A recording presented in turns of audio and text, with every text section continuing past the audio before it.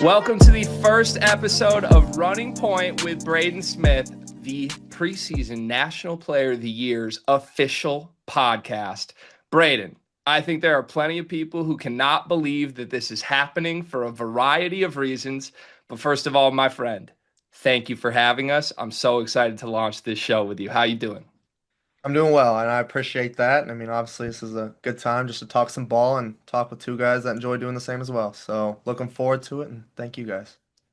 Yeah, it's always great to get a fellow hoop head on the pod because I feel like people need to get more of an insight into how you kind of operate. Because I mean, from the outside looking in, obviously they see you play on TV. They don't really get to see you outside of the court, right? And I know you. I know that you love basketball. You watch it, you consume it, and I feel like this is gonna be good just so you can show people kind of what you do. And I don't know, just give a little insight to what Braden Smith does. I mean, already I got to give you a big up on this one for the people watching this on YouTube right now, the backdrop is immaculate, my friend. The jerseys, the decor, you did that. So I got to give you credit for that.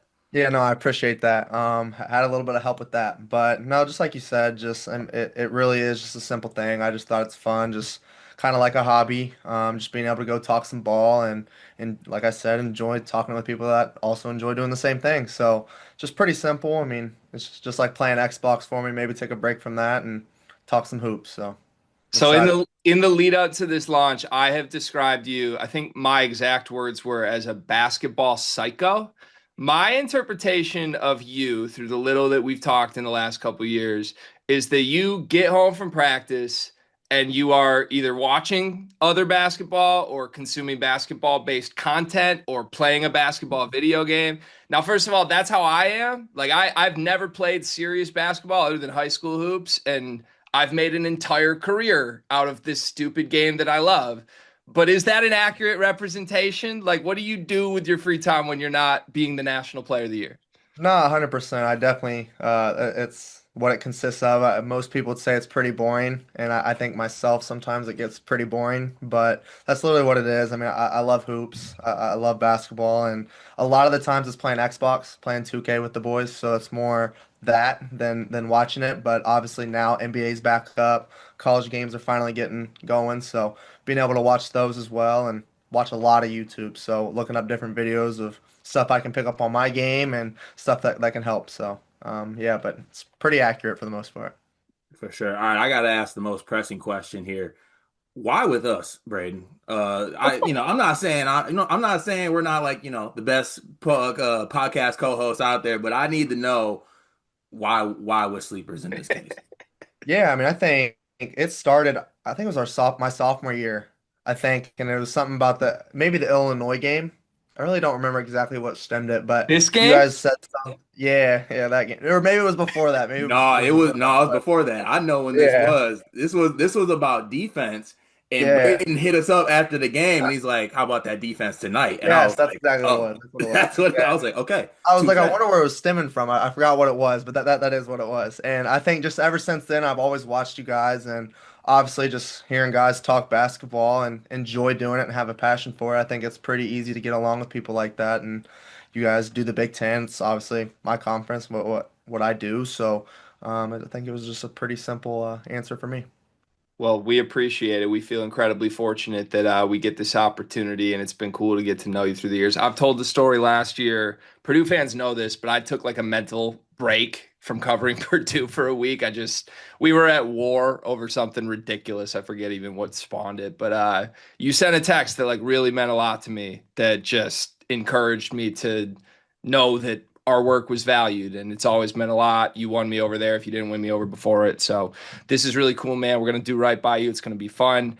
Give the people listening to this, what is your vision for this? I mean, we're doing once a week episodes. People know that. Obviously, your schedule with the season is going to be all over the place. So there's not really a consistent time or day of the week this will drop. But our goal is to keep giving people one episode a week as much as we can. Outside of that, like, what do you want this show to be this year? Yeah, no, 100%. I mean, just like you guys said, and just to touch up on it again, it's really just a talk ball. I mean, that's all it is. It's just another night. Instead of maybe getting on the game with the guys for an hour, I'm doing this instead. And it's just, I mean, you see a bunch of NBA players doing it now. You see a bunch of those guys getting into this world of YouTube and all that stuff. So it's just something I wanted to do. And also, I think it kind of just shows people who I really am. And I know it's not really like something you should worry about what other people think, but I think it's a good thing too. Just understand like I just love basketball, man. Like that's all I do. I sleep, breathe, eat basketball. So that's just how it is for me. But I'm just looking forward to that and just talking with you guys, obviously, who already do it and are fans of doing it and being a part of that. So For sure. I gotta ask you. You don't gotta throw it all the way out there, but can we expect some guests this season? I mean, I'm not gonna make like any specific requests. I mean, I do have a Lance Jones jersey on right now that I had to wear. I think what did I get this last year, G? Because Lance Jones hit 20 in Mackey. Well, you And lost a bet. You were like yeah, doing the same thing every year. You pick one player on the Purdue roster that you decide you don't like for some reason, and it was Lance, and you lost that bet. Of course, Lance was amazing. yeah. So And then yeah, I end up loving him. right. They always win you over. Jack Benter's well on his way to doing that right now. Yeah, Yeah. exactly, my guy. So that's what it is. But any little insight onto some guests we can maybe expect? no, I actually just talked to Lance about that today. Obviously, Perfect. it was actually funny. You know how he is. I mean, maybe you don't, but he'll talk your ear off and he'll say what's on his mind for sure, whether that's positive or negative. But definitely talked with him today about it. I mean, all my teammates now, teammates past. I'm trying to get Zach, talk to him a little bit, or trying to get in the works of that. I mean, there's a lot of different routes that we could go, and that I'm sure people would love to do. And I think that's just the best part about it. Is just I'm sure everybody could be a different show. Like I think Trey Kaufman Ren would be a pretty interesting show compared to Lance. So I mean, I think there's a lot of different routes we can go. What do you mean by interesting with TKR? Is that Cart's laughing? I mean, we've like impersonated TKR press conferences before. I feel like is he as philosophical as he seems? Oh, 100%.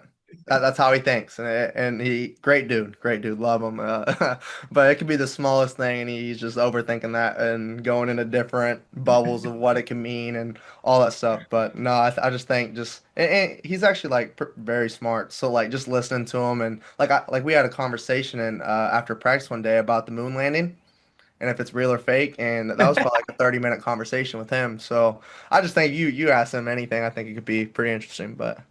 This is the greatest show ever already. It truly is. And when TKR wants to hang up the kicks, he'll be teaching some class at Purdue or something like that, and he will have every student eating out the palm of his hands.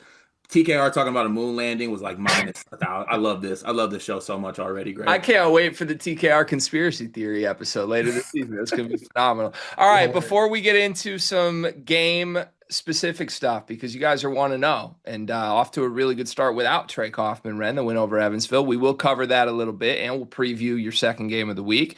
But first, there is an elephant in the room that I want to hit on before we go any further. And I'm going to speak from a personal perspective on this. You guys may feel differently about it. We really haven't talked about it as a trio.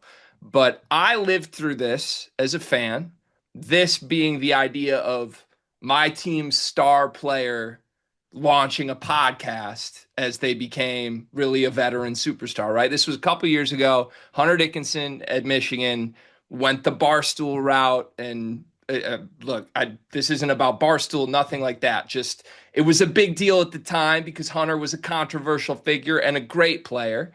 And I watched that unfold as his tenure at Michigan kind of came crashing down. Now, what you guys have at Purdue is totally different than the end of the Juwan Howard era, obviously. But I think there are a lot of people publicly that might see this announcement and be skeptical that their superstar, if they're a Purdue fan, is trying to spend time on content or something else when obviously there's the pursuit of a national championship in front of you. So, I guess what would you say to those people if there are people out there who would be worried that this is a distraction, the way the Hunter stuff became? Do you have any thoughts on that entire dynamic here?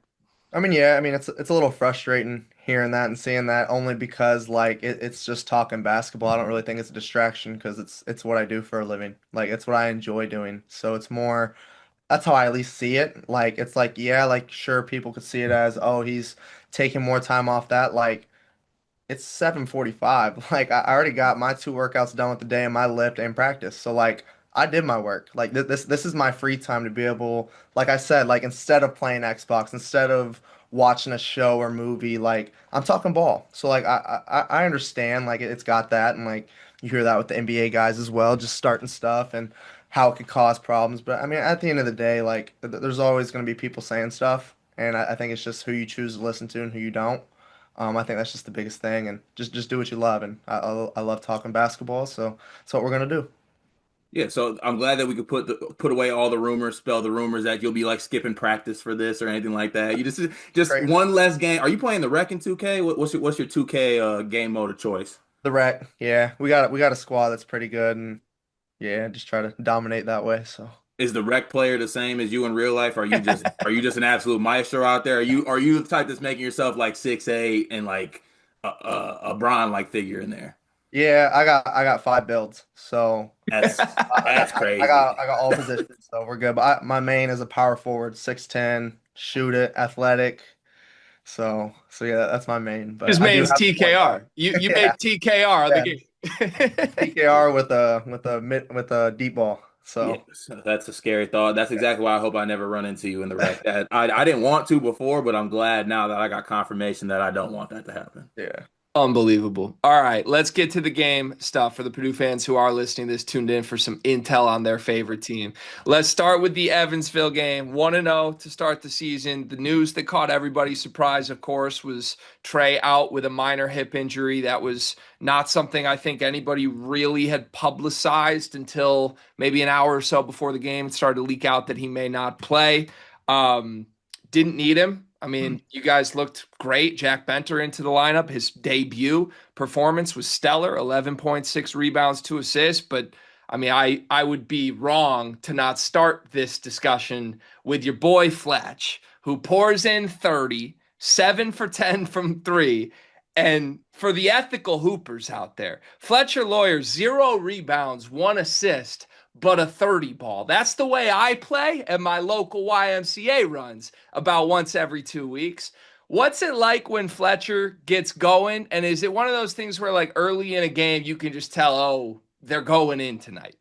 Yeah, no, I think just from the start of that game when he hit that first one, I was like, all right, I gotta find him because like that's my job. So and it's definitely nice when he starts getting a rhythm like that. And obviously, like we need Trey and we have guys that are able to back him up if he's not able. And for every position we have those guys. But I mean, at the end of the day, when you have guys like Fletch that are hitting shots and all those other guys that are hitting shots, it makes my job pretty easy. And honestly, we're all super excited for Fletch, and he put so much time into his game and his craft, and it's really not like anything like unimaginable for me. Like I've seen it, so it's just another game for him. I think everyone in the Big Ten in the country seen it for all 4 years. I feel like I got this running joke that like probably since the Homestead days, or even back when Fletch was in Clarkston, that was probably the last time he shot sub 40% from three. He is one of the best shooters in the country, if not the best shooter in The the country. best. We He did is this earlier. he What are you he doing? Braden, he. he The I'm keeps best, protecting calling myself. the Braden, best. he Yeah, keeps calling Fletcher one of the best shooters in the country, and I keep cutting him off to say the word is the best. the This year, best. Kobe Bray is gone, and like, settle this for us. He's the best shooter in the country. That's okay to say, 100%. right? No doubt, 100%.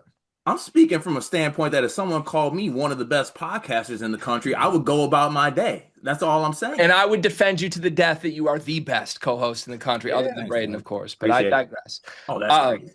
so wait, okay, so back to the high school days. Because he was in Michigan at first at Clarkston, which is a school Carter knows very well from some Them Michigan boys are State play. nice, man. Them boys were Them nice. boys are nice.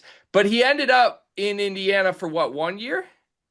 two two, I years? I think think 2 years, two. yeah. Junior, senior year, I think. Was there a rivalry between you and Fletch in the high school ranks? And like, what was the timeline of that when you both ended up deciding to go to Purdue? I don't think there was really a rivalry. We played, I think, our junior summers going into our senior year, AAU. He was on the Indy Heat team, and then I was on my Grand Park team, and we actually beat him. We beat him. Gotta throw that in there. Yeah, won that game. That was in, I think it was in Fort Wayne, actually. But yeah, no, I don't think there was really like, I mean, we played against each other maybe twice since committing to Purdue, and then our final one was our senior year. Once he committed and I committed, I think that's kind of why they scheduled that game. We played at either South, I think it's Southport is where we played. But no, I mean he got us there, and then we played him in actually three times. I lied. Then played him in the regional. So beat him in that morning game. So does that mean you hold the all-time series lead at 2-1? I do. I do. All Two right, That's one. tough. for those keeping track at home. That's funny though, because I picture though if we ask Fletch that same question, because I got this thing in my mind about Fletch. I feel like people look at Fletch and they're like, oh, Fletcher's just like shooting the basketball. He's not gonna talk any shit or anything like that. I feel like Fletcher's got a little something more to this game where he'll let you know that he's giving you some buckets. He's the first one to tell you. He's the first one. He's the first one. And I love that about him. I love it. Actually, Lance might be the first one. Lance would be the first one to tell you. Fletch would be the second one. I love Okay. it. A lot of 1A, people 1B. wouldn't know that about Flat. That's funny to think about. So, how quickly into your tenure at Purdue? I mean, you guys, I feel like it's crazy. It's been so long now. Like, how rare is it that two guys start in the backcourt together for 4 years? That's so rare in this era in the sport. But how quickly into your freshman year at Purdue did you and Fletcher realize what you had? Was it like before the games even started that year before your freshman year, or did you kind of learn it on the fly? Because didn't you have like Gonzaga and Duke in like the first 2 weeks? West Virginia, Gonzaga, and Duke all in the same tournament in a like 4 day span, 3 day span. It's Welcome to college crazy. basketball. Good Lord. It's Yeah. crazy. But like, did you know that this was a special tandem before it happened on the floor? I mean, no, not really. I think we're still kind of figuring that out now to this day. Only because like we never thought we'd be where we were. I mean, like if you asked us probably our freshman year, I don't think we'd ever tell you where we're at now is where we would be. So I think it's definitely still I mean, we still have goals this year that we want to achieve and what we have yet to accomplish. So that's still there. But I mean, I think me and him will look back probably after our time together and start to realize kind of, the deeper meaning of it and the value of that. Definitely a deeper meaning of it. There's probably some like little 10-year-old middle school kids right now. They're like, yeah, we're doing the Braden and Fletch thing once you're done with high school. Let's go to Mackey after this. I'm sure that y'all are inspiring people honestly across the country, but for sure with inside Indiana state lines. I do got to ask you though. So obviously Trey Kaufman-Renn, all-American level player, right? Just everything about him is like there's a gravity to him, right? You can't if you want to single cover him in the post, that's probably going to be a long day for the other team with Yeah. him like being out, like what is your approach to that? Everyone looks to you as the leader, right? Everyone looks to you as the point guard. Obviously, Jack Benter's kind of a different stylistic player than TKR. You're also having a new center starting in Oscar Clough as well. It's just a lot of new pieces that are with the team. How does that change for you in the way you approach the game? Just to, get your own while also making sure you get these new guys feeling good about themselves. Yeah, no, I think my job really doesn't change a whole lot. I feel like every single night my job is to put people in positions to be successful. And whether that's me to go score the ball or that's me to find them for shots, I think it really just depends on the night. And PJ and the coaching staff always tell me like you got to take what the defense gives you, which is it's a simple thing, but it's the truth because whatever their coverage is, if they want to do like what Houston did and they want to trap the ball screens, then obviously my job that night probably isn't to score 30 points, right? Like and then compared to somebody that's in a deep drop like an Illinois drop, like then okay, then go look for my shot. So it really just depends. But yeah, no, definitely with Trey out, I mean, my personal opinion and how I approach the game was the same. I mean, it's obviously to go score if it's there, but to distribute the ball and help these other guys out. What'd you think of Jack's debut? Because I mean, let's be completely transparent about this. On our channel, he's become a running joke at times. I mean, it's kind of like whoever the end of the bench guy at Purdue is. I think it's often a comedic source for us. I mean, you know this from watching us. We're comedians as much as we are like real ball analysts. Yeah. And Jack, for better or for worse, has become the recipient of us kind of shrugging him off that he's not a real factor, at least on this year's team that has national championship aspirations. So, on night one, I think from an outsider's perspective, once TKR's out, we know it's been a competition between him and Liam Murphy for those backup 4 minutes and possibly sharing them. I think Murphy's shot looks amazing, but like he did more last night than I ever thought he was capable of. How real is what we saw last night? And I guess like what is your perception of him been both last year into this year? Yeah, I mean he's a hooper, and I know that's not me saying that because I'm his teammate, but it's the truth. I mean, dude was having 50 in high school on nightly basis. So like for me, I think, and plus like it's not your guys' fault because you guys don't get to see him every single day like I do. But like I saw that, like I knew he was capable of that. I knew he was obviously here for a reason because he can help us play and he can help us win games, and he did so. And honestly, it makes me happy that he just lets that thing fly from 30 because that's my assist that goes to me. So I get excited about it. I'm like, dude, just let that thing fly, man. Like you can shoot. And the thing with him though is that like he guarded Trey all summer. So like we knew he was capable of doing it. Like obviously I'm not saying he did anything to disrupt Trey, but I mean he battled with him every single day, getting hit in the face a lot. But I mean at the end of the day, when you have somebody like that that is putting a lot of time in, understands the game of basketball, can shoot the ball, can make plays, has good decision making like ability, like it's pretty easy to be successful in the game of basketball when you have those tendencies. Yeah, it was cool to see too because I mean you brought up the whole like Jack Benter goes against TKR thing in practice every day. I know them TKR elbows are sharp for Uh, one, so I know that's definitely Crazy. something. Also, like TKR was going up against Edie before that. Like they're going at each other, so he's probably got all that pent up. He's like, all right, Zach did that for my whole career. Now Jack Benter's in front of His me. turn. I'm bringing that back to him. What are these practices like for y'all? Because obviously you're a very deep team. Do they get like competitive? Like I mean, I'm assuming y'all go at it for real.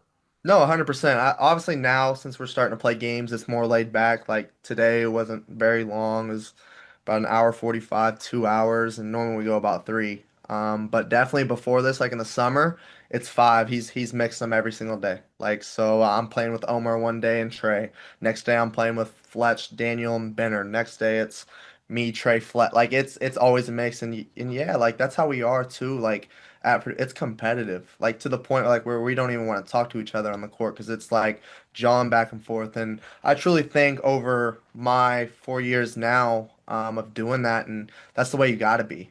Like you got to compete because that's how you do get better.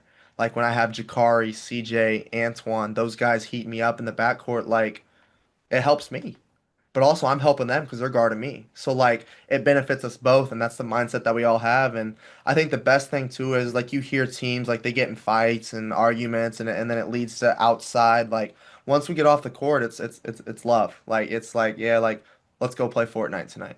Let's go to dinner. Let's go to a movie. Like that's what it is. But I mean, we all have.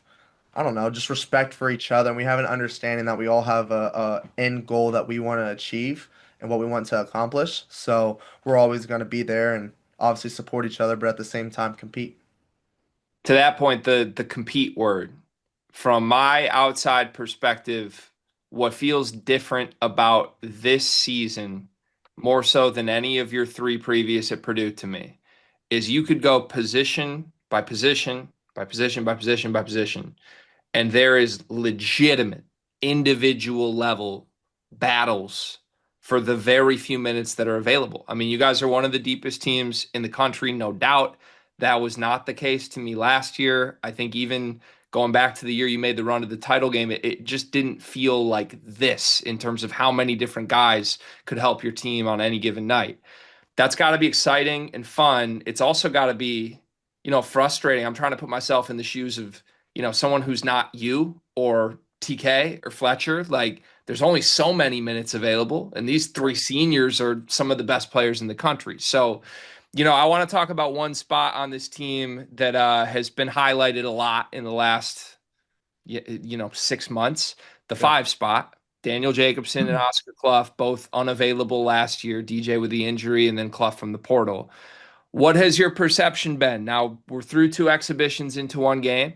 I thought without Trey in the lineup against Evansville, this was the best Oscar has looked in a Purdue uniform. And, DJ finishing with 11 and 8 in his own right is really good minutes off the bench. What's that dynamic like between the two of them? Very two different games. And what are you seeing from the two of them in that battle for the five spot? Yeah, I mean, it just like you said, it gives us two different perspectives, and obviously they play two different ways. Like obviously, I can throw it up to the rim for Daniel, and maybe Oscar, it's more of like he's gonna get a post touch. So obviously, like it's the first game of the year. You can't really, make assumptions and stuff off that. But I mean, I think they both did an unbelievable job. I mean, I think they did the job the right way. I think they both competed at a high level. I felt Daniel showed a lot of upside compared to how he's been this summer, which is a huge compliment. I thought he's been doing an unbelievable job. And taking huge steps because our biggest issue as a team is communication. Just because like we're all quiet dudes, believe that or not, but like outside, like just normal dudes, like we're all just quiet, like, and we kind of take that onto the court sometimes, and that's kind of like our downfall. Like when we don't communicate with each other because we're so quiet, because we're overthinkers, we're thinking about what should be going on, where we should be, that type of stuff. So I think just for them though, like they've both done an unbelievable job and taking a huge step in communicating and doing their job and understanding their job. I gotta ask you because obviously, Oscar coming from a lower level school, Jacobson basically playing his first year of college basketball this year. The college basketball fandom is one of the craziest things of all time. It could be on a game to game basis. You're one of the best players in the country, and you even get ridiculed on a game to game basis. How do you keep these guys seeing the bigger picture, or I guess keeping them up to a certain point where like you're the guy that picks them up when they are maybe paying attention to the outside noise. Yeah, I think it's just a lot of learning over the years too. But at the end of the day, I think it's what Paint has built, like the culture, just the people that he has. Like it makes my job easier seeing the older guys when I was young, like Morty, Mason, Zebo, like those guys, like just how they handled stuff. And yeah, maybe they didn't have a huge impact, which most of them did. But like with Morty, like maybe he didn't have the impact that he wanted to have towards the end, but I mean, he had an impact on that, at least for me. Like he helped me out so much, like just being able to communicate with that stuff. So I think that's just my job. That's how I feel. Like especially like a lot of people have asked, like with Omar, like I felt like that's what I had my freshman year. I was like, well, I needed somebody to help me, and I thought that was PJ for me because he was a point guard, played at Purdue, understands the system, all that stuff. So I felt like that was my job for Omar. And then for the rest of these new guys, like, is to help them out. Like that's my job to understand what Purdue culture is about, to understand that we do whatever it takes to win, that we're willing to sacrifice things and all the above. But I think me, Fletch, Trey, the older guys have done an unbelievable job, but it's also been pretty easy because we've been through everything together. So it's pretty simple to get people on board and they're following us because they trust us because of all the stuff we've been through as well. So I swear this was true before we launched this show, but for over a year now, when I watch Purdue games, I, for whatever reason, am just able to like hyper focus on you and little moments that are happening in the court. Call that whatever it is, weird obsession. I don't know. Maybe it's just you texted me back one time and I'm like, that's my guy. But there were two moments in this Evansville game I got to ask you about. The first one I did text you briefly about yesterday right before half, if you had the volume on, Purdue fans listening to this might know. Our play-by-play guy, you guys got a rebound with like 20 something seconds left. And the play-by-play guy is like, they're probably going to hold for last. Robbie Hummel is at midcourt covering the game. We worked with Robbie at the Final Four a couple years ago. I love the guy. He is truly the hardest worker and nicest guy in media. But he like you could hear him audibly chuckle when the guy he was working with, and I forget his name, but whoever it was just like, yeah, they're gonna hold for Robbie was like, no, he could see with how hot Fletcher was. He ran to the line. You threw it right ahead instead of waiting, and Fletch hits the dagger. You just turn to each other like, yeah, that's what we're about. But like my perception of that moment was so funny because I think any coach in America would have looked at that moment and been like, yeah, they should hold for the last. There's a level of trust between you and Fletch and Paint, and then with Robbie Hubbell courtside as someone who played for Paint and is part of this program, watching it to just be so like automatic, like, no, we're not holding for last. It's a wide open three. Like, am I right in interpreting that as like there's this trust level that is just higher than with most players from you and Fletcher and the time you've put in? And I guess what did you see on that play? Was there any doubt in your mind that you were going to throw it ahead to Fletch? No, if I'm gonna be completely honest, I didn't see the clock. I was just going. That's my job to push it and go, and then obviously to find my shooters. But obviously when you have a guy that's hot like that, it's green light, right? I mean, Paint doesn't get upset too often. He encourages shooting the wide open shot, and it was a deep ball, but I mean he encourages that because I mean when you hit three shots in a row. Why not shoot it again? Why not shoot it from half next time? I mean, it's just kind of the confidence he puts in us, and that's just kind of another reason why you want to play for a coach like that that has the trust in you guys and your players and wants you guys to succeed the way he does. So All right, Once Fletch steps in Mackey, it's like, yeah, just go ahead going and up, get it up. Go going ahead and up, get it up. That's going up. that's the house that him and Braden built. You might as well go ahead and get that up. He'll be all right. That's the joke with Trey too. Trey and Fletch, they're getting it up. I'm getting to my spot. I'm running back. I'm running back, getting the defense as as two guys who are very thankful they get to play there. with you, I can promise you Yes. that. So the second moment you mentioned Omer briefly, I have a feeling we will talk in a lot more detail about Omer throughout future episodes of the show. I don't have anything in my preparation notes for this episode to really go in depth on him, but if you're unfamiliar, I don't know if you know this or not, Carter and I and everyone on our channel are obsessed with Homer. Like, just as soon as we watched tape of this kid this summer, it was like they found another Braden. No disrespect to you, but it's like they plucked this kid from halfway around the country and he can do some of the things you can do. Yeah. Anyways, there was a moment last night, and I don't know if anyone on earth noticed this except for me, but you threw a behind the back to Omer and you had a 2-on-1. And I don't know if he expected it or not, but when I was watching it, I saw him catch, and I thought he was going to throw it behind the back right back to you. I thought he was too. I had my hands ready too. I was like, yeah, yeah, yeah. Yeah, and then he ended up like going through traffic. But take me through that play, and like, I mean, you just said you saw what I saw in that. I thought it Yeah, was coming. 100%. No, I knew exactly what you were saying when you brought it up. But first off, I want him to shoot the three. I was like, shoot it, dog. Like, just let it fly. And then that didn't happen. So then we go. I throw it behind my back. He drives. It's me and him. I was expecting to throw it to me. I was gonna toss it right back to him. Just try to get a quick little assist here. But no, I thought the same thing. I thought that's funny. It would have been a great metaphoric moment, right? It's like the 100%. guy that you brought in to kind of like take under your wing and unselfish all that. If it went boom, Yeah. boom, I was like ready for it. Yeah. All right. In my Well, head too, that's a missed photo op because I right. worry about the outside noise. I mean, the pick of Omer doing behind the back to you, and in my head, I feel like the adrenaline's running right there. Maybe you get up and get on that rim. I don't know. The Yeah. folks are waiting for the That first probably would dunk, have by the happened. way. That probably would have happened. +5 to my dunk.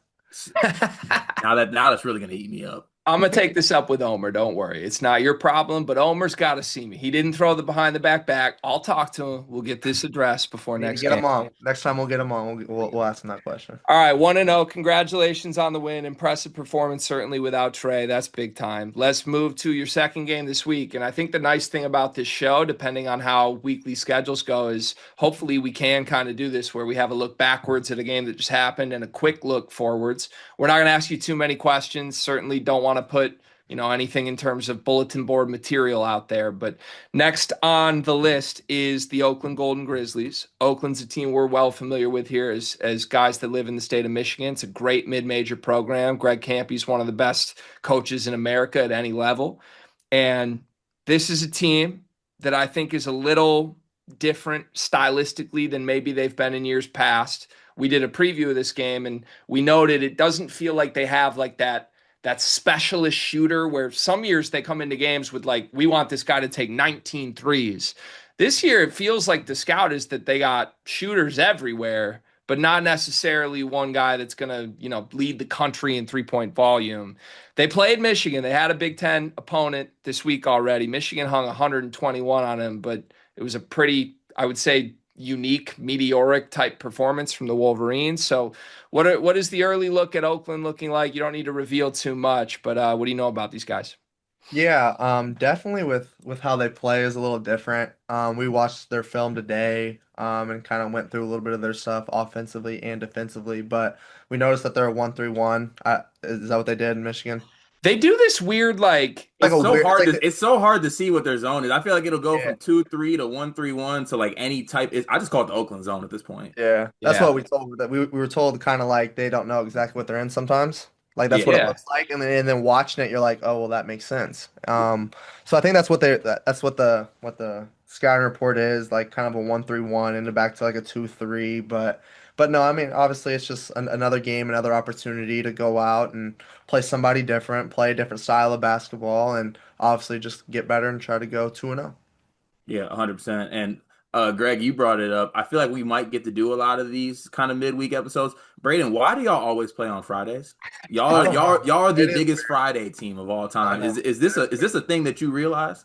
I do realize that it is very weird. Y'all are always holding down Fridays. I Do we do gotta like ask that or you. not like that?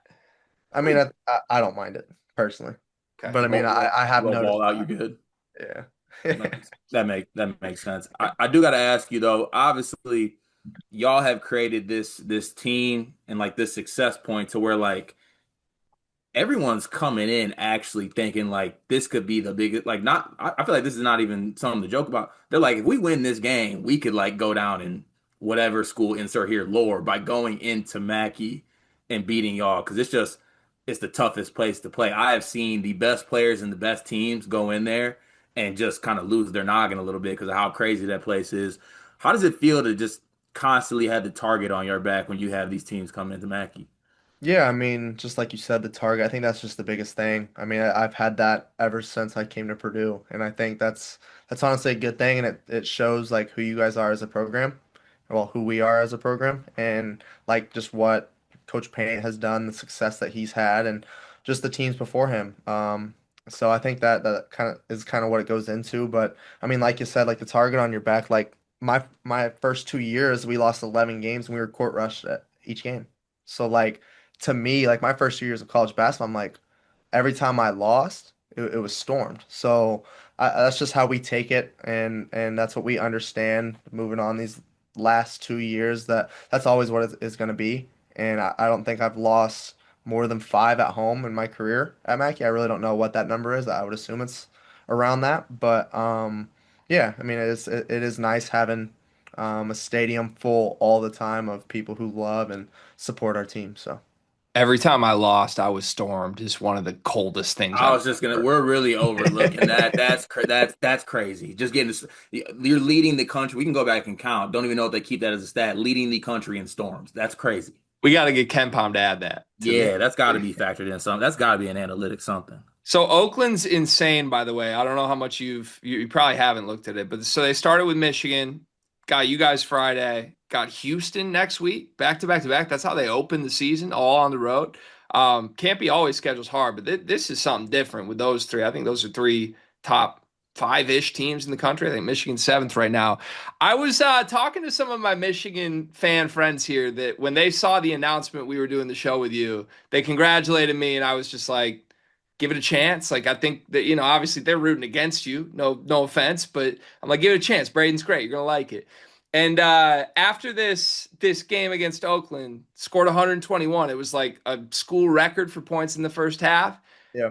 Am I allowed to hold that over Purdue's head if you guys score 120 or less against Oakland? Is that fair? A lot of 100%. points, Greg. Yeah, 100%.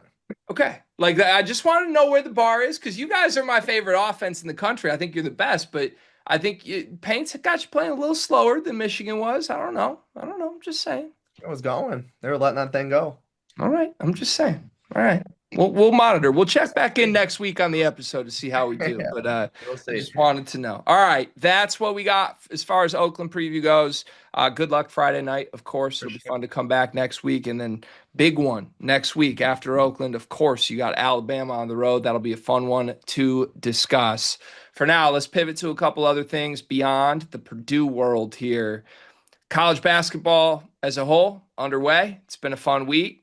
Man, there's some talent around the country, whether it's this freshman class or Christian Anderson went crazy at Texas Tech this week. So let's start kind of broadly here. I'm just curious, as someone who loves this sport as much as we do, how much are you able to pay attention to things that are happening outside of Purdue circles week to week? Yeah, I mean, obviously you see it on your social media feed and Twitter and all that stuff. But I mean, just like you said, like there's a lot of great talent around and a lot of dudes that are playing at a very high level, and it's fun to watch. And I think the best part of it is like this summer going to those two camps, the Chris Paul camp and then the Nike camp. Like a lot of those guys are there. A lot of those guys are there competing against me, with me. Like me, Yaxel, and Merez were all on the same team at one point. Like that was our squad. So then seeing them going out and play, but we had that connection on the court. Like like you saw me and Bennett were roommates, like watching him play, watching him dominate at the level he is. Got really close with Donovan Dent, like great dude. Like just being around all those different guys. So just seeing all that and obviously competing at that level and then seeing them play and watch them going with their school and succeeding there. I know a lot and watch a lot, so happy for all of them. Yeah, 100. So I wonder, I know you said you see highlights, and I always see like basketball players love to bring up the fact that they're like, basketball is my job. I don't really want to come home and watch a college basketball game. Are you like actually sitting down and watching these games in full, or is it more so you kind of just see it in passing a little bit? It's definitely both. There's definitely times where you're just like, yeah, like I need a little break. But I think for me, that's like one day out of the week where I get to that point. But I mean, other than that, like I truly just like I mean, you can learn from any type of basketball that's being played, especially at the college level. And then on top of that, I'm watching NBA. So I just feel like it's more for me to learn, and then seeing different things and applying it to our system and how defensive coverages are handling certain guys and picking from how what moves he does or how he approaches that, whoever that is, and then taking that. So I think you can get anything from really anything or any game that's going on at that time. You mentioned a handful of guys, many of whom, I think all of whom actually you mentioned, all entered the Big Ten this year, or in Merez's case, transferred from one school to another in the league. Is there anybody, I mean, regardless of position, anybody you've gone to camp with or anybody outside of Purdue circles, just you would consider yourself a fan of That's a good or question. appreciative of their game? Yeah, Maybe or we like, don't got or to use maybe the word you fan. came in like thinking a certain way, and like you saw them, you're like, oh, that like it kind of like maybe your impression of them changed a little bit. I'm not gonna lie. Alex Condon, Florida, Hmm. and Thomas Hugh Ho, How? Yeah. Oh, Hal. yeah, Those two, they were at the camp. I actually enjoyed them. I thought just that they would be different than what they were, and they were unbelievable. Just getting into next actions, understanding the game of basketball, because it's actually crazy at this level. Like a lot of guys don't know how to play basketball. Like it's actually unbelievable. Like they have talent and like, but some guys really don't understand it. And like that's no shot to anybody. Like I'm not even calling anybody specifically out, but it's just like it's unbelievable. Like when you go to these camps and like a simple drill and they don't understand it or like spacing. But no, like those guys were definitely really impressive. Isaiah Evans from Duke. Mhm. One of his trainers that he works with came up to me and he was like, "Yeah, like Isaiah Evans sent clips of like my mid-range jump shot last year, my junior year, and he said he wanted to work on those." So like I thought that was like that made me feel like appreciated in a sense, and I was like, "Well, that's respect to him because he watches basketball just like I do and takes different moves from other guys as well." So I gained a lot of respect for him, and then obviously Mason played at Duke last year too. So hearing about who he was as a person, and obviously we kind of had that little mutual relationship, if that makes sense. But For sure. Watching Isaiah, I know he wants to learn more shots to take. That boy, yeah, that boy is stuck on go he gets automatic. But he gets he, it out, man, but it goes in. well, that boy gets hot quick. That's Yeah, so sweet though, like because Isaiah is a kid too that could have gone to the NBA after one year. I think he would have almost certainly found a landing spot. Some people were surprised he came back, and yeah, I think it says something about you when even if you have that opportunity, you're not satisfied yet. You know, he was a role player on a really awesome Duke team last year. Now he looks like the guy. He was their leading scorer last night. So you got to really care about this. To your point, like not just be skilled or talented. You got to like care and have an IQ that matters and maybe people don't know that about Isaiah. I certainly didn't, but that's pretty cool to reframe it a little bit.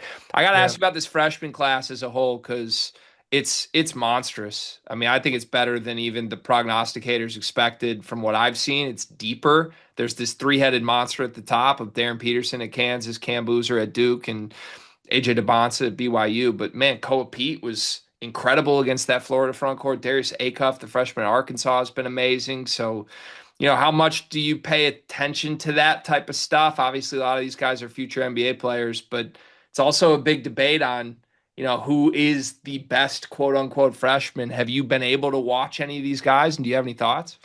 Yeah, no, I watched all of those guys. I think I actually haven't seen AJ play yet, but I watched Boozer play yesterday. Obviously rough first half, but I mean just seeing him bounce back in the second half, that's really impressive, especially for a guy that age. But I mean, it doesn't surprise me just being at Duke and understanding how they are and understanding the players they got. I mean, it wasn't any surprise with that. But no, Darren Peterson, unbelievable. I mean, there's just a lot of talent just all around, and obviously, like you hear stuff and you see stuff. I mean, just like you guys see stuff online, I'm the same way, and I know a lot of people don't like to admit that they don't see that kind of stuff, but like I'm a normal person too, a little bit, so I see those things as well. And it's definitely impressive, just guys that are confident in their ability and their work that they put in, and it's good to see. Yeah, it's good for the game too. I mean, if 100%. you think about it, like obviously you're talented, TK, like there's so many talent. There's like a talented crop of older guys, and there's like the talented crop of young guys. I think it just makes it really good for the game. I hope the young guys aren't calling you Unk or anything like that, because you're technically like an Unk in the college game now. I don't know. I feel like Omar's maybe not reached that comfortability yet. Is he calling you Unk yet? Yes, he is. That's crazy. That's He is Max. I call him Lil Bro, but I mean, which is fair. Like I get it, I, and I get it. I feel like I feel like that makes it even. That's fair. Yeah. I guess it works. All right. Well, we'll keep kind of just checking in with some of these guys because, to your point, like Booze struggled in the first half, and I think he had a double double alone in the second half. Peterson's been scoring 20 in the first half of games and then leaving with cramps. Like, I don't know. I'm just in awe of this class. We'll check in throughout the season, and I'm sure maybe you'll have some run ins with these guys along the way. For now, we got a couple fun quick hitters before we wrap episode 1 of Running Point with Braden Smith. The first of which. I don't know if you know this, but your tattoo has been a viral topic this week in a couple Yeah. different spaces. Yeah. Car, you wanted to know something about Braden's tattoo, right? Yeah, so first of all, I'm glad we made the decision. As because honestly, I feel like I was a part of the decision. I like that. But then I realized we're just covering it up with the sleeve. Is it gonna make an appearance this year? No, I've always had that arm covered up all year, and people are like, "Oh, like is that not coming out?" I was like, "Dude, like it's been. I've had a sleeve since I've been in college."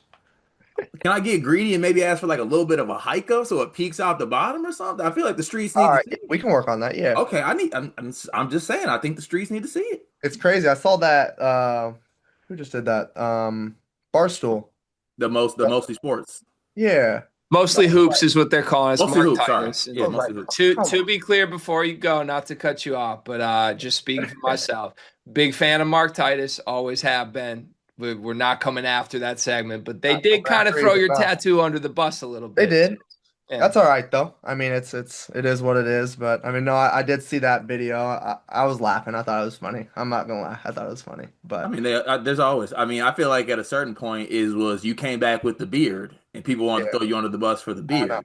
See, there's always something though. It's always something. So at this point, I just like accept it because I'm like, all right, like here, what's new? What's new? So What's new in the world today? Last time we talked to you, I think you had like a handlebar mustache at one point. So you never know probably, what's going to be yeah. next with Braden Smith. Can we get the definitive scouting report on your arm tat though? Like show the people what are we working with? What was the motivation behind this? What do You we even got? got it covered right now. See what? Show the world, man. It's cold outside, man. No, but it is a Black Panther. It's just one of my favorite animals. I actually saw someone else. They had it done similar to that. Obviously, the green. That's what everybody's talking about. I thought it would be a little bit darker, but I mean, it is what it is. At the end of the day, it's more just about what the inspiration and stuff behind that. And I don't know. There really wasn't like I just thought it was something more cool rather than actually like it having a meaning, which probably sounds dumb when you're getting a tattoo because it's on you forever. But I mean, for me, I was like that looks sick. Like I like something like that, and clearly it backfired. So. Not dumb at all. I have three very small tattoos that have no meaning. I just wanted to get tatted. That's kind of what came about it. But see, now I got a vision for you, Braden. All right, because I'm a soccer fan, so I watch Christian Pulisic. When he scores a Yep. goal, he hits it over. He hits one of these. Now, Yep. Paint might yell at you, be like, "Get back." But if you hit a three and Yeah. then hit one of these in one game, I mean, obviously we're not going to get it because of sleeve, but I'm greedy. That's all I'm saying. If the sleeve was not there, you'd be seeing it because we've already been joking with my teammates about it. Did you just So pull up to practice one day with that, and they were like, "What you got on your arm?" yeah, morning walkthrough, yeah, because I don't wear my arm sleeves no They're more. like, Braden, do you I got just a had a sleeve? They're like, t-shirt Braden, on. you got a tattoo? Here's Daniel, my bring it question. out. Can we get Fletch to get the matching tattoo? Oh no, he won't do it. No chance. Nope. Unless we win. If we win the national championship, yeah. He'll do it. We might have to put a little something out there in the world. If y'all win it all, After, yeah. once y'all get done cutting nets and whatnot, Fletch gets a tat.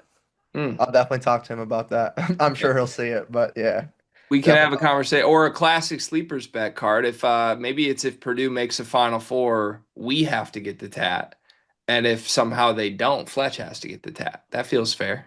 Respect. That's Even though Yeah. I feel like Fletch has a mean streak though. I feel like he's gonna put something on me I'll be scared of.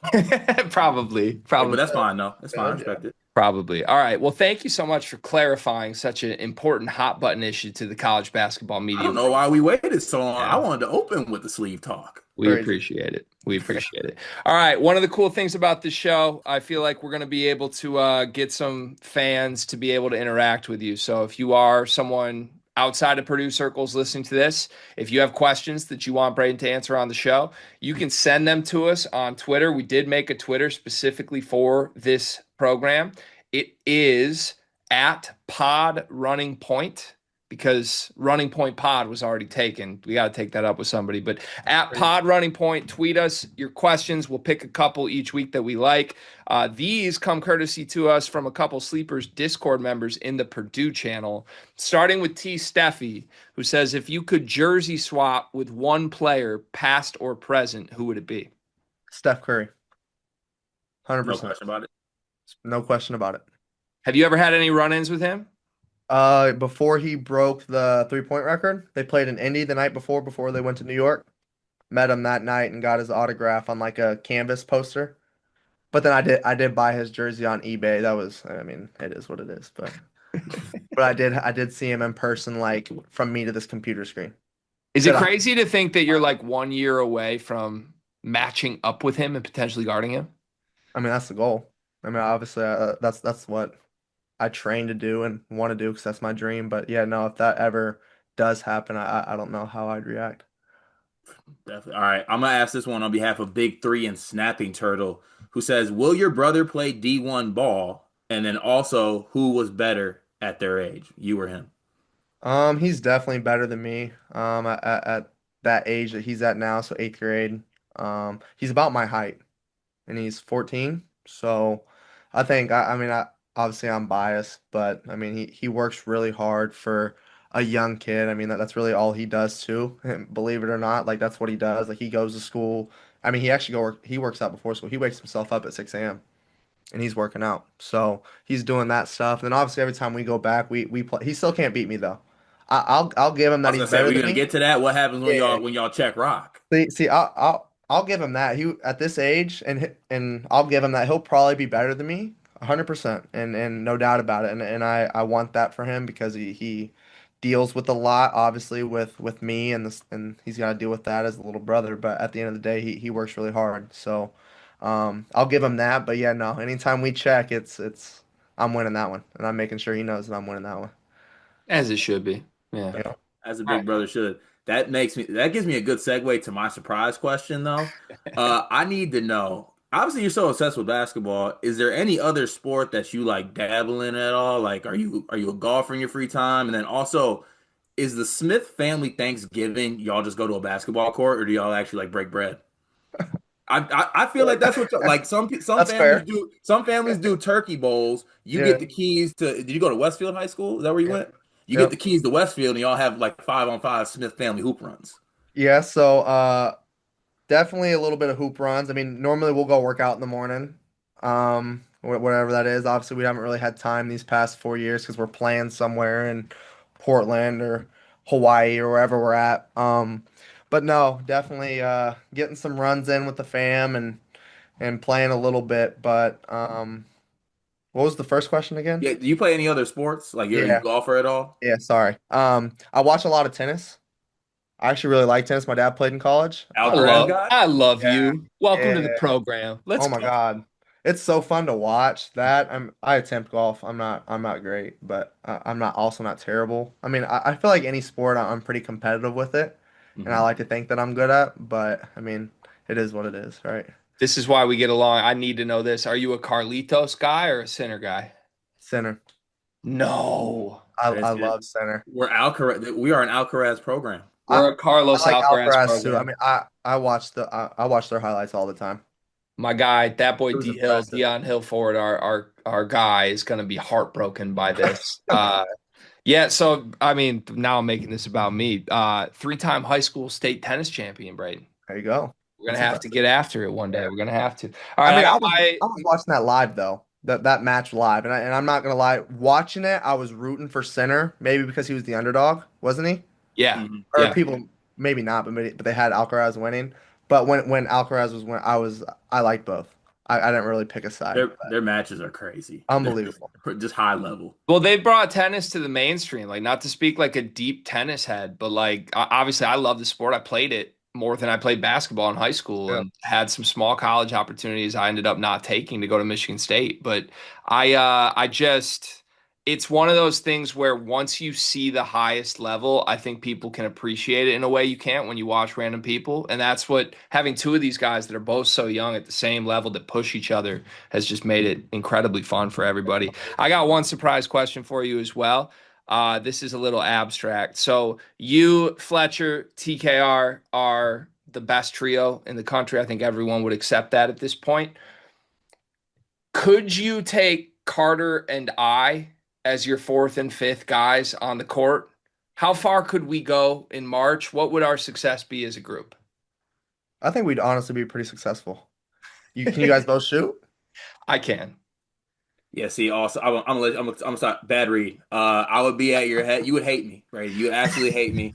I would take the worst shots. I mean, the absolute worst. I would act like I'm Fletch, and I wouldn't hit like Fletch. And then when I caught the ball on the post like TKR, I just wouldn't make a TKR move. But I would attempt to do it every time. But if you need someone to back you up, though, and let the defender know that you just scored on them, then I'm your guy. I got you. And that's all we I'll need. talk a little trash. We need that guy. We need someone that's gonna hold everybody together and get somebody's back. So Yeah, I but think also we do fine. don't let me get hot. I'm good for a good trail three every now and Yeah. then. Then we live with that. As long as I'm passing him, we're good. That's so true. It's extremely true. All right. Well, thank you for that. Okay, we're gonna close with something fun. You've seen like the blind ranking concept, right? Yep. All right. So I got five Yep. things that happened to you this off season, and I want you to blind rank these 1 through 5 in terms of how much you enjoyed them. Okay. Starting with number one, the Purdue Navy SEALs training that Paint put you through. I'm gonna go at three. Three. Any elaboration? I mean, I just feel like maybe there's a couple other. I don't think it was a necessarily a bad thing. I just think maybe like it's just right in the middle. Like it had pros, cons, and then I feel like maybe there's some other stuff that maybe I'm not gonna like, and I have to put 4 and 5, and like that for vice versa. There's gonna be some good things for 1 and 2. Okay, next up, being named the preseason National Player of the Year. 4. I just it doesn't mean anything, and Humble, I've said that multiple times before. It just doesn't mean nothing until you win. humble. All right. This one is recent. This happened this week. Slam magazine cover? Yeah, I would put that at 2. I'm gonna go at 2. What's that like? Like what happened? How long was that in the works? I was actually in New York this summer. I think it was July, maybe end of June, early July. I went to the Fanatics Fest. Mhm. I had like an NIL deal with Mondelez, like that Mhm. owns Oreo, Nutter Butter, all that stuff. So I was up there for that, and then my agent reached out and they're like, "Hey, like Monday morning before you fly out, Slam wants to do something." And I was like, "I mean, awesome! Like I used to collect their magazines when I was younger, so that'd be unbelievable." And then went to their little space that they had right next to the airport and did a little bit of photo shooting and just kind of just chatted up with the people there, and it was honestly an unbelievable time. Yeah. You came up on my TikTok page. I got the classic Braden Smith rapid fire, so Yeah, yeah. that was good to hear. Also, did you have any say on the actual wording on the cover? Because the boiling point slaps. No, Okay, I did not. That was impressive. that's impressive. That's That was good impressive. creativity. It was nice. It's gonna be in this frame behind me before the end Wait, of the hold on a season as second. That's an well. AI photo of you and me. I'm getting taken down for boiling point. You're gonna be taken down for Braden on the cover slam. Yes, that's true. All That's right, four. You still got 1 and 5 left on our blind rank. Fourth is launching the Running Point podcast with Braden Smith on the Sleepers Media channel. Gotta be one. Let's Got to go. be one. Don't Let's even go. care. Don't care if he's lying either. Really don't. We're No, there. I truly I think you could interchange maybe slam and that, but I mean, I truly think that, but it's fun though because it's like this is going to be a year-long thing, Yeah. and who knows past that where it can go. So like for me, I think it's something that's obviously fun because we're talking hoops and having a good time. But I mean, at the same time, you just can interchange it with whatever personally. This dude is legitimately the best facilitating pass first guy on earth. No matter what we put him in, he's getting his teammates gassed up, Card. It's crazy. But Lastly, I feel like you're I going to be know. disgusted you put this 5 instead of 1. The CP3 camp. No, that's 100%. Really? Why? No disrespect to anybody there. Did not have a good time. I thought Man. that was I thought, and I'm not trying to be too rude or anything. There's nothing by this. I thought it was poorly ran. Oof. Okay. I, All like right. Well, and then so like I thought then I went to the Nike one the week after. It was too like night and day. wow. I mean, it's just difficult though too, because like being a point guard, you're playing with 15 other point guards on the court. Like, how are you supposed to play 5-on-5? like, Yeah. everyone's like, "Can y'all stop passing?" Like, Yeah, like you're swinging the ball, getting shot clock violation. Can someone get a yeah, shot up, please? yeah. So like it was just difficult with that, and I just thought some of the stuff it could have been a little bit better, but maybe it was just one of those years. I don't know, but Well, definitely had a lot better time at the Nike camp. you nailed this then. Great work. I thought it was perfect. Wow. All right. That's such an honor. All right. Thank you so much. Great first episode. I feel like we should end every episode. Final words from Braden Smith, whatever you'd like to close the show with, my friend. The floor is yours. Yeah, no, I mean, again, I just want to say thank you. Obviously, this is a unbelievable opportunity for me just to be able to kind of express and show people one who I am, but two, just talking ball. And I think that's just the biggest thing with this whole podcast and the whole thing that we're doing here. So I just can't say anything really other than thank you guys. So thank you for giving me that opportunity. Of course, sir. We'll be here all season long. Stay tuned for episode 2 next week. Thank you, Braden. Make sure you subscribe wherever you get your podcast. This will be available on both Apple and Spotify. It's also on the Sleepers YouTube channel with its own playlist, Running Point with Braden Smith. Follow us on all social media. We are at Pod Running Point on Twitter, Instagram, and elsewhere. We'll see y'all next week.